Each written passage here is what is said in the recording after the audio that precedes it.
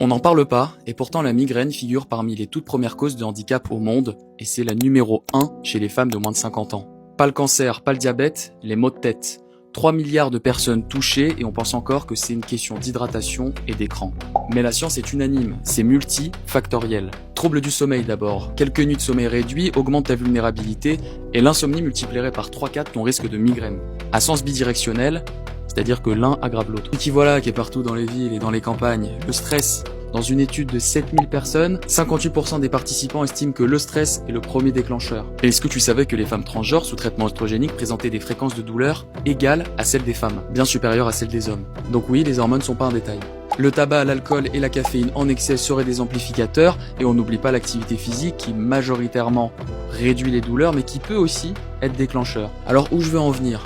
Au simple fait que ça fait une accumulation de possibilités énormes, et c'est pour ça que deux personnes peuvent avoir la même douleur sur le papier, mais jamais les mêmes explications. Et c'est en partie pour ça que les solutions miracles n'existent pas. Donc ce qui te reste à faire, c'est commencer à te poser des questions. Est-ce que je suis dans un environnement stable? Est-ce que j'ai une activité physique qui me plaît? Est-ce que je mange assez? Est-ce que je dors suffisamment? Ou bien, que sais-je? C'est le b.a.-ba, mais c'est validé par la science. Mais dans ces cas précis, tu consultes. Parce qu'écouter son corps, ce n'est pas refuser la médecine, et encore moins demander de l'aide.